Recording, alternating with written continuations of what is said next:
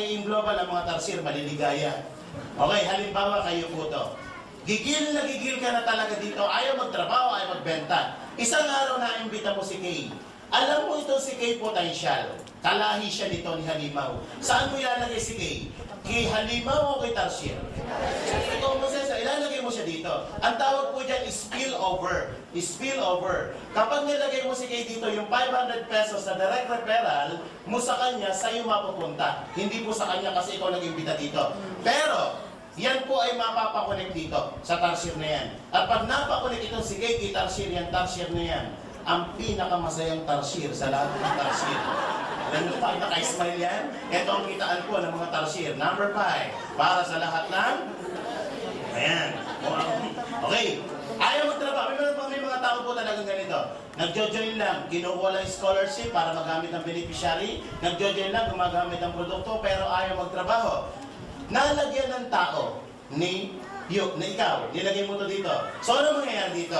Nilagyan ng tao. Si Kay nalagay. Nagkataon si Kay, medyo malakas magbenta ng product. Lahat ng ibebenta ni Kay na produkto, 5% aakyat po dyan. Yung 5% mapupunta sa'yo. So yung benta ni Kay, 10% ng paghahatian yung dalawa. Maganda po ba? Eh paano ko ito si Kay nagpalaki ng grupo? Up to 10th level ng grupo ni Kay, may 5% na aakyat dyan. So maganda po ba o maganda? Kaya nung nakita ko to, sabi ko ang ganda. Kaya lang, sabi ko, sayang naman to. So anong ginawa ko dito? Pwede nyo gawin din po ito. Itong first level ko, ginawa ko dito, hindi ibang tao na muna. Ipinasok ko dito pamilya ko. Dito ko nilagay asawa ko, dito ko nilagay anak ko. Ako lang nagtrabaho. Nilagyan ko sila ng tao dito, pero hindi isa. Dinalwa ko na yan. Bakit? Para may kita sa number 3, yung sales match. Tama po ba? Itong wife ko, nilagyan ko rin ng 2. Eh itong nasa ilalim na 4 na yan, karamihan dyan, millionaires club po ng kumpanya na. Eh mga global ambassador na matataas na posisyon dito. So ano nangyari dito? Yung kinikita ko, kinikita na rin nito. Eh kasi bata. Pwede ba bata? Pwede. Basta't ang applied magulang. Huwag ka lang magre-recruit sa mga kinder school. Hindi pwede yun. Kailangan parental consent, ha? Okay. Maganda po ba? Ito na po ang kahulihang kitaan. Malapit na po tayo matapos. Ang tawag dyan is third step of riding commission. Dito, medyo kailangan mo, medyo masipag ka. Bawal ang tarsier dito. Dito sa number 6, kailangan tumaas ang inyong posisyon para tumaas ang inyong commission. Okay.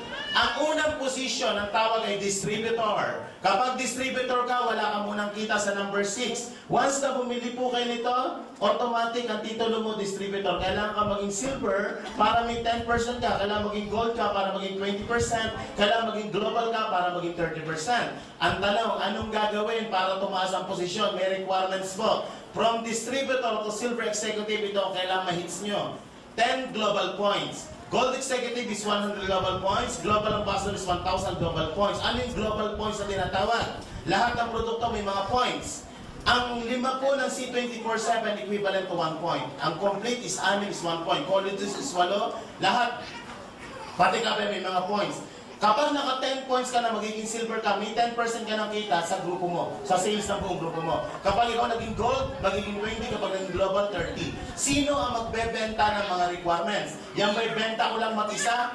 Hindi po. Yan po'y accumulation of group reorders. Ibig sabihin, yan ay benta mo at benta ng buong grupo. Ikaw at ang buong grupo mo, no time frame. Ang mga requirements po natin, no time frame, pwede i-hit mo ng 2 months, 3 months, 1 year, bahala ka.